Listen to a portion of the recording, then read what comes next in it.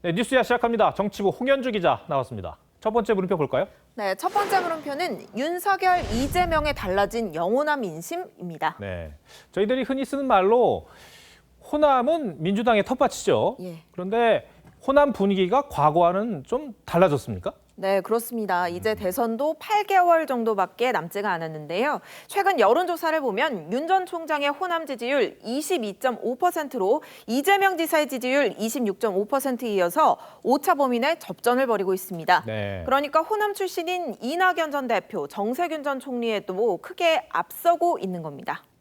그럼 호남에서 이재명, 윤석열, 양자 대결 여론조사 결과는 어떻습니까? 네, 이재명 53.2% 대 윤석열 28.2%입니다. 네. 그러니까 2배 가까이 차이가 나지만 윤 전 총장이 이렇게 30%에 육박하는 것 의미가 적지가 않습니다.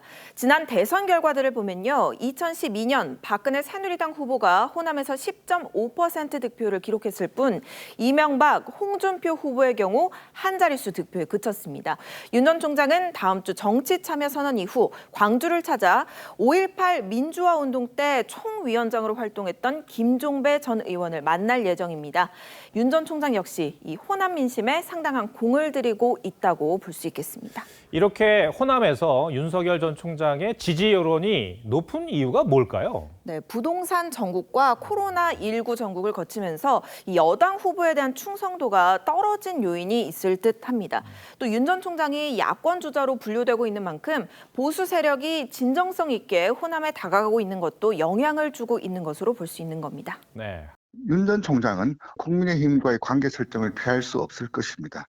만약 입당을 하더라도 현재 수준의 지지율을 유지할 것으로 전망됩니다. 네. 홍 기자, 여권도 한번 보죠. 이재명 경기지사 고향이 경북 안동이죠. 예. 이재명 지사의 영남에서의 지지율은 어떻습니까? 이 지사의 대구 경북 지지율 17.5%로 이낙연 전 대표 7.6%, 추미애 전 장관 3.7% 등 이 다른 여권 주자에 비해 압도적으로 높습니다. 이재명 지사의 지지율은 이 대통령의 지지도와 별개로 간다는 분석이 나옵니다. 네. 윤 전 총장과 가성 대결을 가정했을 때는요. 대구 경북에서 윤 전 총장 56.8%, 이 지사 26.8%입니다. 이 역시 지난 대선에서 20%대 초반을 겨우 넘긴 이 역대 민주당 후보들의 득표율과 비교해봤을 때 높은 지지율임을 알 수가 있습니다. 네, 알겠습니다. 정리를 해보면 윤석열 전 총장은 호남에서 그리고 이재명 경기지사는 대구 경북에서 다른 역대 대선 주자들과는 다른 어떤 양상 흐름을 보인다 이렇게 볼 수가 있겠어요. 예. 첫 번째 물음표 정리해 주시죠. 예, 첫 번째 물음표 윤석열, 이재명에 달라진 영호남 민심의 느낌표는 지역 대결 가고 세대 대결 온다로 네. 하겠습니다. 요즘 정치권 화두 세대 교체 열풍입니다. 한국 정치 갈등 구조가 이 우리 동네 출신을 강조하는 영호남 지역 대결 구도가 그동안 있었죠. 이런 구도가 완전히 깨지기는 어렵겠지만 여기에 세대 대결 구도가 더해지면서 좀 더 복잡해진 양상으로 흐르고 있습니다. 알겠습니다. 두 번째 물음표는 뭡니까? 네, 두 번째 물음표는 최재형의 추미애는 김호수입니다. 네.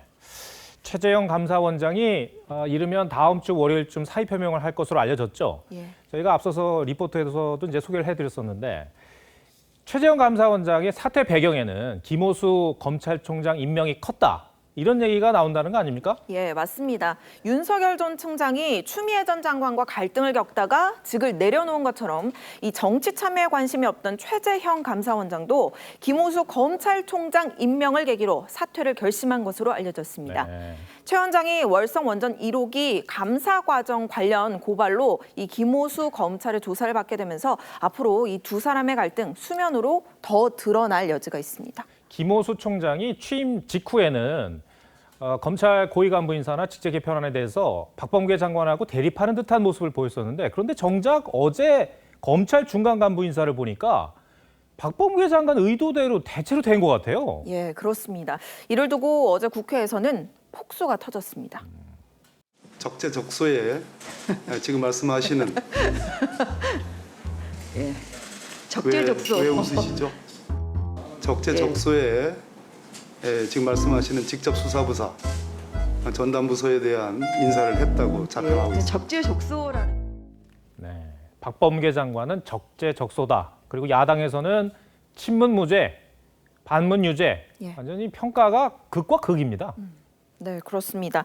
이번 인사를 보면요. 이 정권을 겨냥한 민감한 사건들의 수사팀장이 전원 교체됐습니다. 네. 야권에서는 김 총장의 체면을 살려주기 위해서 박 장관이 직제 개편안을 두고 한 발 물러선 뒤에 정작 중요한 인사는 본인 뜻대로 한 것 아니냐. 더 나아가서는 김 총장이 반발하는 모양새를 일부러 연출한 거 아니냐는 말까지 나오는 상황입니다.